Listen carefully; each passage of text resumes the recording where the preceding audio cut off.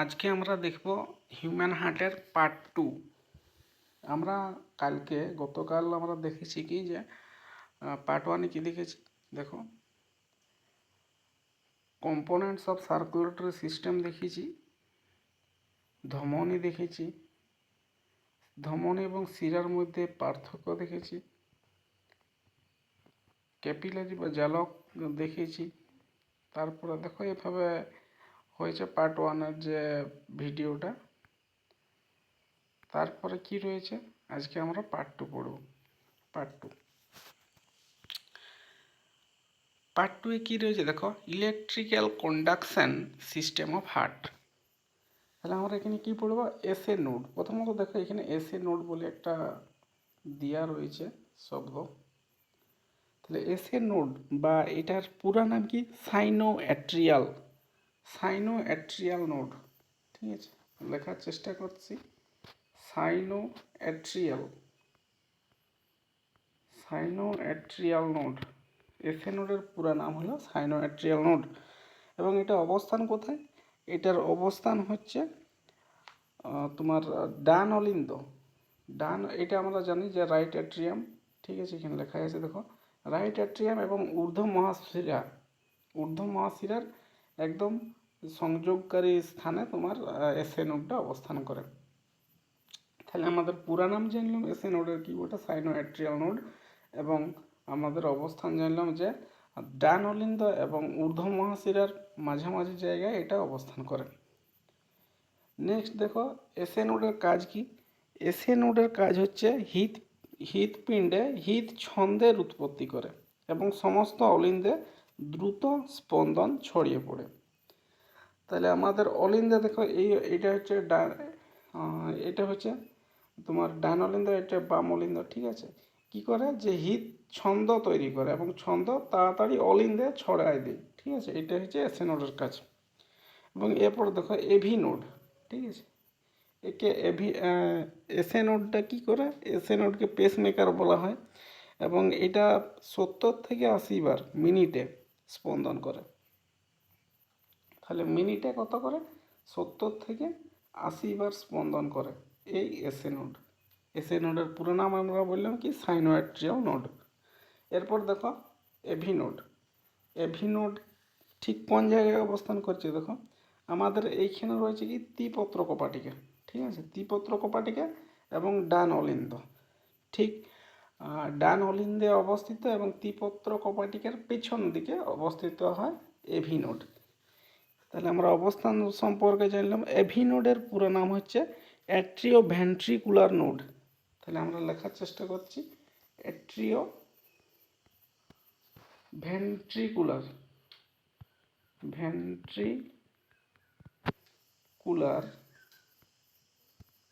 Node. ঠিক আছে, atrio ventricular node. এবং এটার কাজ কি দেখো, যখন আমরা দেখলাম যে এসএ নোডের কাজ কি, এসএ নোড হলো তোমার যে ছন্দ সেটা তৈরি করা। ঠিক আছে, ছন্দের উৎপত্তি করা এবং অলিন্দে দ্রুত স্পন্দন করা, এটা হচ্ছে এসএ নোডের কাজ।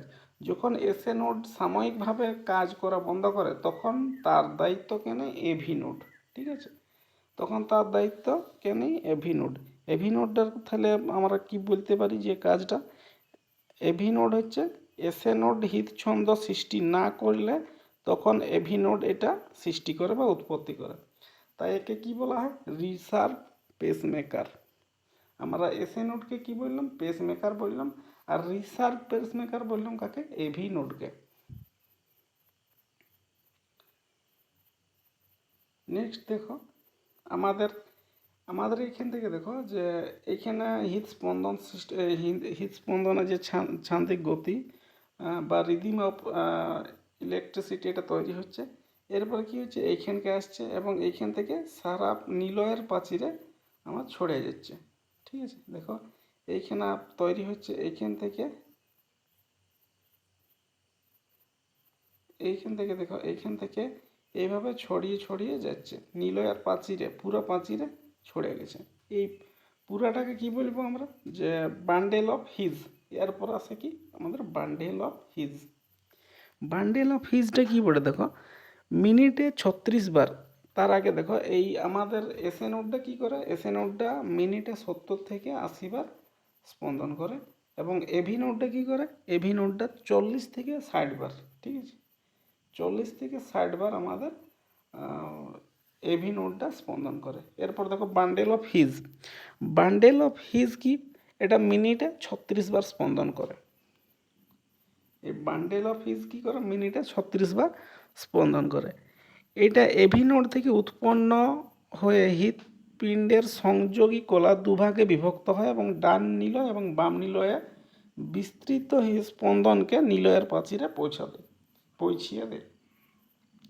তাহলে আমি বললাম যে যে তোমার এভি নোডে তোমার উৎপন্ন যে ছান্দিক ইয়াটা স্পন্দনটা, এটা তোমার নিলয়ের প্রাচীরে পৌঁছায় দিচ্ছে। এটাকে বলা হয় বান্ডেল অফ হিজ। ঠিক আছে, এখানে দেখো রাইট বান্ডেল অফ হিজ দিয়ে আছে, ব্রাঞ্চ, এই যে রাইট এই ডান দিকেরটা এবং বাম দিকেরটা ভাগ হয়ে গেছে। এখান থেকে দেখো লেফট বান্ডেল অফ ব্রাঞ্চ লেখা রয়েছে। নেক্সট কি আছে দেখো, বান্ডেল অফ হিজ বুঝতে পারলে যে বান্ডেল অফ হিজ কিছুই নয়, বান্ডেল অফ হিজ হচ্ছে যে আমাদের এভি নোডে যেটা উৎপন্ন হচ্ছে সেটা নিলয়ের প্রাচীরে পৌঁছে দেওয়া, আর এটা 36 বার মিনিটে হয়। নেক্সট দেখো পার্কিনজি ফাইবার্স বলে একটা কথা রয়েছে এইখানে। এটা কি, এটা দেখো যে আমাদের বান্ডেল অফ হিজ, এই যে বান্ডেল অফ হিজ এর যে যখন ছোট ছোট শাখা পোশাকায় যখন বিভক্ত হয়ে যায় তখন তাকে কি বলবো হলো Purkinje fibres. Bundle of his তাহলে পুরাটা বললে কেমন হবে, যে বান্ডেল অফ হিজের শেষ প্রান্তে সূক্ষ্ম সূক্ষ্ম তন্তুতে রূপান্তরিত হয়ে নিলয়ের ক্যাপিলারি পেশিতে বিন্যস্ত হওয়াকে আমরা কি বলবো, যে পার্কিনজি ফাইবার্স। এটা 30 থেকে 35 বার কম্পন হয়। আমরা তাহলে এসএ নোড দেখলাম 70 বার হয়, 70 থেকে 80, এটা 40 থেকে 60।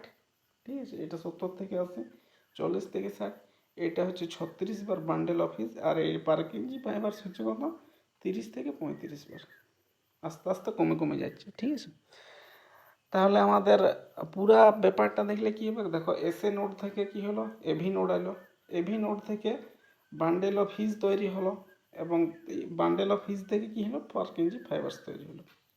ঠিক আছে, এইখানে তোমরা পুরো প্রসেসটা তোমরা দেখো, দেখতে পাচ্ছ। তারপরে দেখো পরের স্লাইডে কি আছে, পেসমেকার। যখন এসএ নোড কাজ করা বন্ধ করে দেয় তখন আমাদের কৃত্রিম পেসমেকার বসাতে হয়। দেখো এখান থেকে পেসমেকারের যে আমাদের যে ইয়াটা আছে তারগুলো, সেইটা এভাবে ঢুকেছে এখানে এবং এইখানে ঢুকেছে। ঠিক আছে, একটা নীল এবং একটা অলিন্দে যুক্ত আছে। এরপর দেখো হৃৎপিণ্ডের ছান্দিক গতি বা রিদমিসিটি অফ হার্ট হবে। ঠিক আছে, তাহলে আমাদের গ্রাফটা যদি দেখি তাহলে গ্রাফটা কেমন দেখাবে, এইরকম গ্রাফটা তৈরি হবে। আর কীভাবে যায়, এই যে এরকম করে যাচ্ছে। ঠিক আছে, গ্রাফটা এইভাবে তৈরি হবে। তাহলে গ্রাফের কিছু ছন্দ আছে, কি কি দেখো, আমাদের P Q R S T, P Q R S T, এটা হচ্ছে হৃদস্পন্দনের যে আমাদের গ্রাফটা, সেই গ্রাফটার দেখো আমাদের পরের পরের দেখো এখানে দেওয়া রয়েছে, দেখো পি ওয়েভস দেওয়া আছে, P Q R S ECG ট্রেকিংটা দেখো, পি কিউ আর এস এবং টি। ঠিক আছে, এটা ওয়েভসটা দেখানো হয়েছে এবং এটা ইসিজি ট্রেকিংটা। এবং দেখো এখানে নর্মাল হার্টবিটে কি হয়, নর্মাল হার্টবিটে তোমরা দেখতে পাচ্ছ যে হার্টবিটটা ঠিকঠাক চলছে, এবং স্পিড ফাস্ট হার্টবিট, যখন আমরা দৌড়াদৌড়ি করি তখন আমাদের হার্টবিট কি হয়, ফাস্ট হয়ে যায়। তখন কি হয়, তখন তাড়াতাড়ি আমাদের যে এই যে উঠানামাটা করছে এটা তাড়াতাড়ি হয়ে যায়। ঠিক আছে, স্লো হার্টবিট কেমন, স্লো হার্টবিট হচ্ছে খুব দেরিতে বা স্লোতে, খুব গ্যাপে গ্যাপে আমাদের যে কিউআরএস যে কমপ্লেক্সটা আছে সেটা, মানে এই যে এই জিনিসটা কিউআরএক্স কমপ্লেক্সটা, এটা তোমার খুব দূরে দূরে তৈরি হচ্ছে। এবং ইরেগুলার হার্টবিটে দেখো কখনো হচ্ছে বা কখনো হচ্ছে না, কিউআরএসটা ঠিকঠাক হচ্ছে না, দেখো এখানে হচ্ছে না। তারপরে তোমার পিওএফসটাও ঠিকঠাক তৈরি হচ্ছে না, এটাকে ইরেগুলার হার্টবিট বলা হয়। এবারে দেখো ওইটাই দেখানো হয়েছে পিওএফস, এটাকে পিওএফস বলা হয়, এটাকে কিউআরএক্স কমপ্লেক্স বলা হয়, কিউআরএস, এবং এটাকে টিওএফ বলা হয়। এখানে দেখো না সাইনো অ্যাট্রিয়াল নোড দেওয়াই রয়েছে এবং এভি নোডটাও দেওয়া রয়েছে। বান্ডেল অফ হিস দেওয়া রয়েছে, পারকিনজি ফাইবার্স দেওয়া রয়েছে। নেক্সট দেখো আমাদের স্টেথোস্কোপ। স্টেথোস্কোপ কি হয়, স্টেথোস্কোপে যে জিনিসটা দিয়ে কানে, এটা কানে দেওয়া হয় আর এটা আমাদের বুকে ধরা হয়, ঠিক আছে। এটা কি তৈরি হয়, এটা কি শব্দ শোনা যায়, এটা শব্দ শোনা যায় লাভ এবং ডাব। লাভ কি, লাভ যখন ত্রিপত্র কপাটিকা, আমরা জানি যে আমাদের যদি এটি হৃৎপিণ্ড হয়, আমাদের এইখানে থাকে কি ত্রিপত্র কপাটিকা, এখানে থাকে দ্বিপত্র কপাটিকা। তাহলে ত্রিপত্র কপাটিকা তৈরি হওয়ার সময় লাভ তৈরি হয়, লাভ শব্দ উৎপন্ন হয়, এবং ডাব শব্দ কখন হয়, দ্বিপত্র কপাটিকা তৈরি হওয়ার সময় ডাব উৎপন্ন হয়, ডাব শব্দটা উৎপন্ন হয়। নেক্সট দেখো অলিন্দের সম্প্রসারণ। এই প্রসঙ্গে মনে রাখতে হবে যে আমাদের হৃৎপিণ্ডের সংকোচনকে আমরা কি বলি, সিস্টোল বলি, এবং হৃৎপিণ্ডের প্রসারণকে কি বলা হয়, হৃৎপিণ্ডের সংকোচনকে সিস্টোল এবং প্রসারণকে কি বলা হয়, ডায়াস্টোল বলা হয়।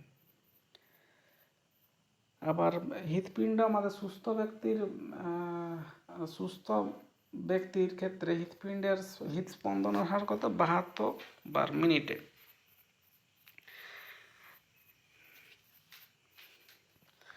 এরপর দেখো আমাদের অলিন্দের প্রসারণ, ঠিক আছে। প্রসারণ মানে কি, প্রসারিত হওয়া, ঠিক আছে। প্রসারণ কথার অর্থ হচ্ছে কি প্রসারিত হওয়া বা তোমার চওড়া হওয়া, জায়গাটা কি হবে, চওড়া হয়ে যাবে, ঠিক আছে। মানে হয়তো প্রথমে এরকম ছিল তারপরে এরকম হয়ে গেল, ঠিক আছে, এটা হচ্ছে প্রসারণ। তাহলে আমাদের যখন যখন আমাদের রক্তটা ঢুকে, ঠিক আছে, অলিন্দে যখন রক্তটা ঢুকছে এইখান থেকে এবং এইখান থেকে, তখন কি হচ্ছে, এইখানে তো ফাঁকা জায়গা ছিল, এবার ঢোকার পরে কি হচ্ছে, অলিন্দ একটু চওড়া হয়ে যাচ্ছে বা ফুলে যাচ্ছে, এটাকে বলা হয় অলিন্দের প্রসারণ। ভালোভাবে বললে কি হবে যে ঊর্ধ্ব মহাশিরা, এই দেখো এটা হচ্ছে ঊর্ধ্ব মহাশিরা, এবং ঊর্ধ্ব মহাশিরা এবং নিম্ন মহাশিরা দিয়ে যখন অক্সিজেন, ডিঅক্সিজেনযুক্ত ব্লাড আমাদের ডান অলিন্দে ঢুকে, ডিঅক্সিজেন মানে কি কার্বন ডাইঅক্সাইড যুক্ত ব্লাড, ঠিক আছে। কার্বন ডাইঅক্সাইড যুক্ত ব্লাড যখন আমাদের ডান অলিন্দে প্রবেশ করে, তখন এটাকে তোমার অলিন্দে প্রসারণ বলা হয়। একইভাবে তোমার বাম অলিন্দ কি হচ্ছে, অক্সিজেনযুক্ত ব্লাড তোমার যখন ঢুকছে তখন তাকে বাম অলিন্দের প্রসারণ বলছে। এবার দেখো অলিন্দের সংকোচন কোনটা, অলিন্দের সংকোচন হচ্ছে যখন তোমার জিনিসটা চলে যাচ্ছে, ঠিক আছে, বা ব্লাডটা যখন অলিন্দ থেকে নিলয়ে প্রবেশ করছে, অলিন্দ থেকে যখন নিলয়ে প্রবেশ করছে ত্রিপত্র কপাটিকা এবং দ্বিপত্র কপাটিকার মাধ্যমে, তখন এটা অলিন্দটা কি হচ্ছে, সংকুচিত হয়ে যাচ্ছে, এখান থেকে চলে যাচ্ছে জিনিসটা, এবং তখন এইটার প্রসারণ ঘটছে, আবার এটার প্রসারণ ঘটছে, তখন এটার পদ্ধতিটাকে কি বলা হয়, অলিন্দের সংকোচন, অথবা কি হয়, নিলয়ের প্রসারণ, ঠিক আছে, নিলয়ের প্রসারণ হয়। তাহলে অলিন্দের সংকোচন হলে নিলয়ের প্রসারণ হবে। নেক্সট দেখো এবং এরপরে দেখো নিলয়ের সংকোচন রয়েছে। নিলয়ের সংকোচনটা কি, নিলয় যখন রক্তটা বার করে দেয় তখন নিলয়ের সংকোচন হয়। তাহলে নিলয় কখন বার করে দেয়, নিলয় তোমার যখন দেখো ডান নিলয় কী করে, এইটার মাধ্যমে ফুসফুসে প্রেরণ করে, ঠিক আছে, ফুসফুসে প্রেরণ করে, তখন এটাকে কি বলা হয়, ডান নিলয়ের সংকোচন বলা হয়, এবং সংকুচিত হয়ে যাচ্ছে, বেরিয়ে যাচ্ছে যেহেতু, এবং বাম নিলয় কী করে, বাম নিলয় সারা শরীরে তোমার রক্তটা ছড়িয়ে পড়ে, বাম নিলয়ের মহাধমনের মাধ্যমে সারা শরীরে ছড়িয়ে পড়ে, একে কি বলা হয়, বাম নিলয়ের সংকোচন বলা হয়। তাহলে প্রসারণ কি, প্রসারণ যখন আসে তখন রক্ত যখন আসে তখন আমাদের অলিন্দুগুলো ফুলে যায়, এটাকে প্রসারিত বলা হয় বা প্রসারণ বলা হয়, অলিন্দের প্রসারণ। এবং যখন অলিন্দ থেকে নিলয়ে চলে যাচ্ছে তখন এটাকে সংকোচন বলা হচ্ছে, সংকুচিত হয়ে যাচ্ছে। এরপরে দেখো ব্লাড সার্কুলেশন ইন ম্যান, ঠিক আছে, এটা কিভাবে হচ্ছে দেখো।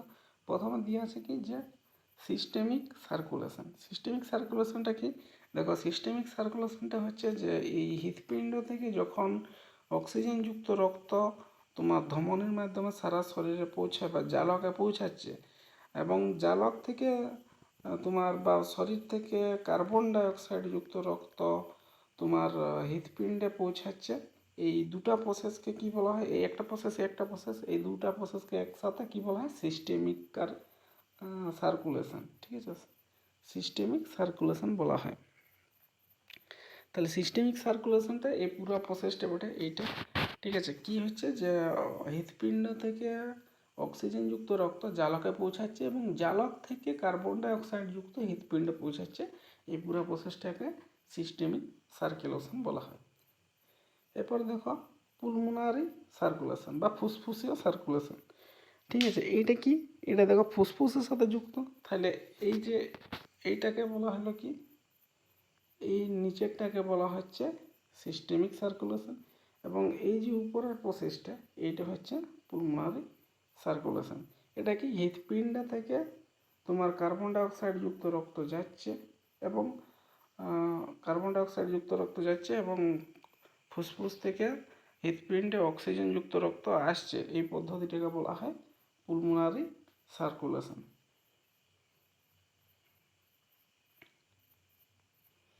তাহলে এইটা CO2 যুক্ত রক্ত যাচ্ছে এটা দিয়ে এবং এবং আসছে এটা দিয়ে O2 যুক্ত রক্ত, এই প্রসেসটাকে বলা হয় পুলমোনারি সার্কুলেশন।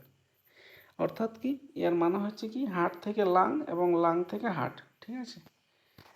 এই প্রসেসটা হচ্ছে লাং থেকে হার্ট এবং হার্ট থেকে লাং হচ্ছে পুলমোনারি, এবং হার্ট থেকে ক্যাপিলারি বা জালক বা জালক থেকে তোমার হৃৎপিণ্ডে, এটা হচ্ছে কি সিস্টেমিক সার্কুলেশন।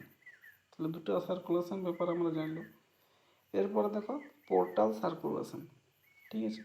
পোর্টাল সার্কুলেশনটা কি বটে, যে সংবহনের মাধ্যমে রক্ত জালক থেকে হৃৎপিণ্ডে ফিরে না এসে অন্য কোনো অঙ্গে যেমন লিভার বা কিডনিতে প্রবেশ করে, এটাকে পোর্টাল সার্কুলেশন বলা হয়। অর্থাৎ কি, জালক থেকে যদি যে সংবহনের মাধ্যমে রক্ত জালক থেকে হৃৎপিণ্ডে ফিরে না এসে কোনো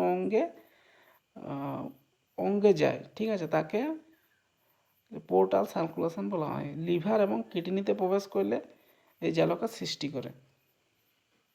এবার দুটো ভাগ রয়েছে, হেপাটিক সার্কুলেশন এবং এই পোর্টাল সার্কুলেশনের দুটো ভাগ, একটা হচ্ছে কি হেপাটিক, একটা হচ্ছে রেনাল, ঠিক আছে।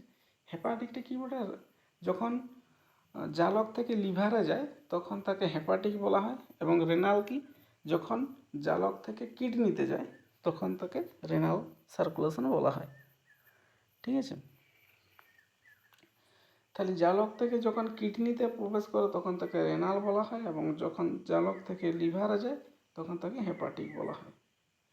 এবার দেখো করোনারি সার্কুলেশন দেওয়া আছে। করোনারি সার্কুলেশন আমরা প্রথম দিনের বা প্রথম পার্টের ভিডিওতে দেখেছ যে করোনারি সাইনাস হচ্ছে হৃৎপিণ্ডের বৃহত্তম পেশি, ঠিক আছে। এটা কোনটা বটে, এই যে নীল কালারের যে মোটা অংশটা দেখতে পাচ্ছ এটা হচ্ছে করোনারি সাইনাস। এখানে দেখো করোনারি সাইনাস বলে লেখাও রয়েছে।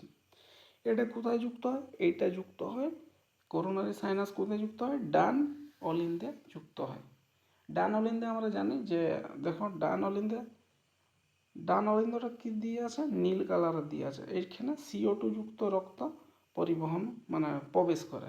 তাহলে আমাদের এই পোর্শনটা দেখো নীল কালার যেহেতু আছে, তাহলে এটি কি বটে, CO2 যুক্ত রক্ত প্রবেশ করে, আর এটি যুক্ত থাকে কোথায়, ডান অলিন্দে। এইখানে করোনারি সার্কুলেশন কি বটে, করোনারি সার্কুলেশন হচ্ছে যে সংবহনের মাধ্যমে হৃৎপিণ্ড থেকে রক্ত করোনারি আর্টারি বা ধমনির মাধ্যমে হৃদপেশিতে আসে, এবং হৃদপেশি থেকে রক্ত করোনারি সাইনাসের মাধ্যমে হৃৎপিণ্ডের ডান অলিন্দে ফিরে আসে, তাকে আমাদের করোনারি সার্কুলেশন বলা হয়। তাহলে একবার কি হচ্ছে, একবার হচ্ছে হৃৎপিণ্ড থেকে করোনারি আর্টারির মাধ্যমে হৃদপেশিতে যায়, এবং আরেকবার কি হচ্ছে হৃদপেশি থেকে করোনারি সাইনাসের মাধ্যমে ডান অলিন্দে প্রবেশ করে। এটাকে করোনারি সার্কুলেশন বলা হয়। এরপর দেখো সেরিব্রাল সার্কুলেশন। ঠিক আছে, সেরিব্রাল সার্কুলেশনটা কি বলে দেখো, সেরিব্রাল সার্কুলেশনটা হচ্ছে যে সংবহন হার্ট এবং ব্রেনের মাধ্যমে সংগঠিত হয়। তাহলে হার্ট এবং ব্রেনের সাথে সংযুক্ত সার্কুলেশনটাকে কি বলা হয়, সেরিব্রাল সার্কুলেশন বলা হয়।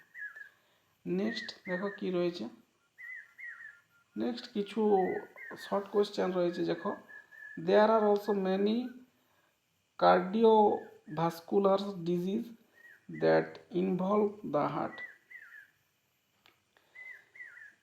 কার্ডিওমায়োপ্যাথিটা কি বটে, কার্ডিয়াক পেশির রোগকে কার্ডিওমায়োপ্যাথি বলা হয়। হাইপারটেনসিভ হার্ট ডিজিজটা কি বটে, হার্টের রোগ। হার্টের রোগ উচ্চ রক্তচাপের গৌণ থেকে উচ্চ রক্তচাপকে আমাদের হাইপারটেনসিভ হার্ট ডিজিজ বলা হয়। হার্ট ফেল বা হৃদযন্ত্রের ব্যর্থতাটা কি বটে, যে একটি ক্লিনিক্যাল সিনড্রোম যা হৃৎপিণ্ডের বিপাকীয় প্রয়োজনীয়তা পূরণের জন্য টিস্যুতে পর্যাপ্ত রক্ত সরবরাহ করতে পারে না, একে হার্ট ফেল বলা হয়। ঠিক আছে, কার্ডিয়াক ডিসরিথমিয়া এটা কি বলে, হার্টের ছন্দের অস্বাভাবিকতা। আমরা ছন্দ দেখলাম হার্টের, ঠিক আছে, এই হার্টের ছন্দের যখন অস্বাভাবিকতা থাকে তখন তাকে ডিসরিথমিয়া বলা হয়। এরপর দেখো প্রদাহজনিত হৃদরোগ এন্ডোকার্ডাইটিস কি বটে, হৃৎপিণ্ডের ভিতরের স্তরের প্রদাহকে বলা হয় এন্ডোকার্ডাইটিস। আমি পেরিকার্ডিয়াম দেখেছি, মায়োকার্ডিয়াম, এন্ডোকার্ডিয়াম দেখেছি।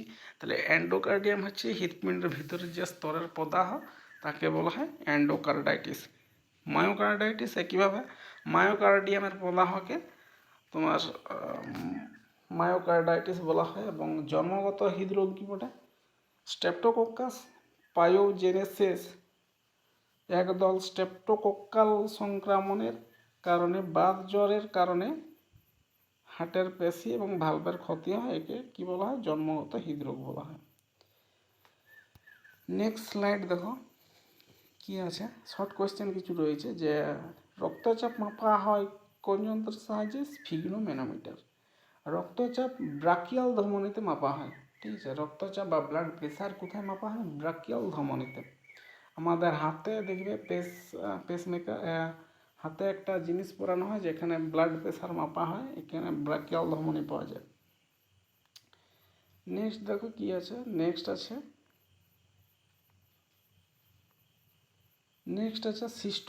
সিস্টোলিক চাপ 120 থেকে 150 mmHg হয়ে থাকে।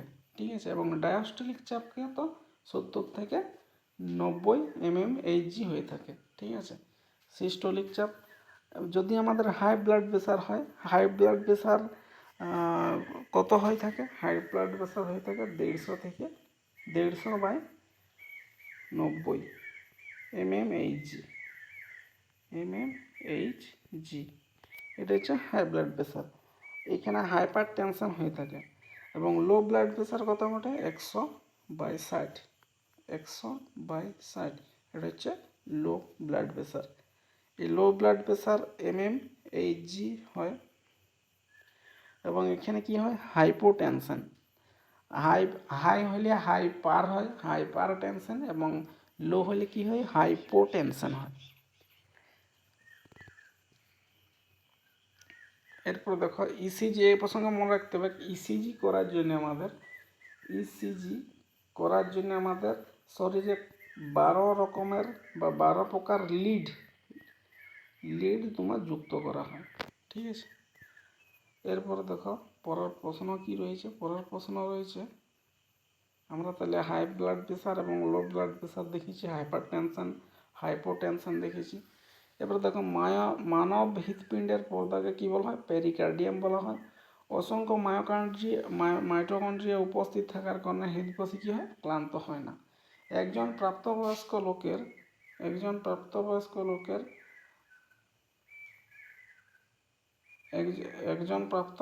লোকের হৃৎপিণ্ডের ঘন্টা 300 লিটার পাম্প করতে পারে। ঠিক আছে, 300 লিটার পাম্প করতে পারে আমাদের হৃৎপিণ্ড। যে সূত্র হৃৎপিণ্ডের হৃৎস্পন্দনের সঙ্গে রক্তচাপের বিপরীত সম্পর্ক উল্লেখ করে তাকে মেরির সূত্র বলা হয়। তাহলে মেরির সূত্রে কি বলা হয়েছে? মেরির সূত্রে বলা হয়েছে হৃৎস্পন্দনের হারের সঙ্গে রক্তচাপের বিপরীত সম্পর্ক, এটাকে মেরির সূত্র বলা হয়। হৃৎচক্রের স্থিতিকাল কত? 0.8 সেকেন্ড। হৃৎপিণ্ডের স্বাভাবিক ওজন কত? 300 থেকে 350 গ্রাম। সিস্টোলিক, ডায়াস্টোলিক এবং পালস প্রেসারের স্বাভাবিক অনুপাত কত? 3:2:1।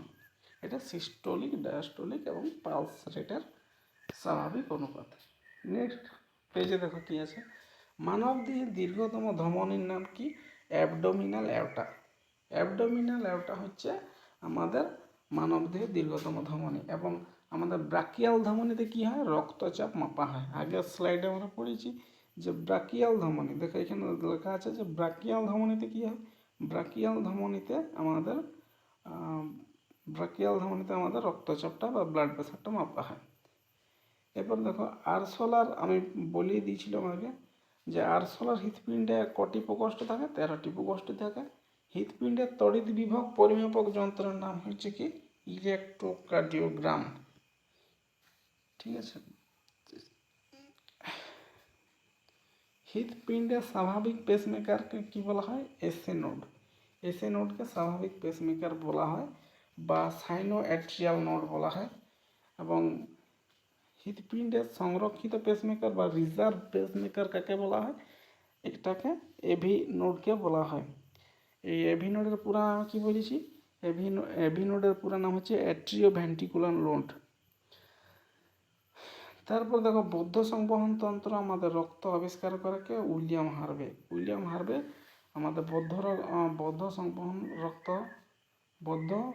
রক্ত সংবহন হতে, এখানে এটা ভুল হয়েছে, বৌদ্ধ রক্ত সংবহন তন্ত্র আবিষ্কার করে উইলিয়াম হার্ভে। এবং একজন প্রাপ্তবয়স্ক পুরুষ মানুষের সংবহন তন্ত্রের রক্তের পরিমাপ কত? 5 লিটার হয়ে থাকে। হৃৎপিণ্ডের পেসমেকার বা ছন্দ নিয়ামক বলা হয় হৃৎপিণ্ডের সাইনো এরিকুলার নোড বা এসএ নোডকে। তাহলে এই পর্যন্তই আমাদের হৃৎপিণ্ড ছিল। আরও যদি কিছু ইনফরমেশন থাকে আমি পরের ভিডিও নিয়ে আসার চেষ্টা করব। Thank you.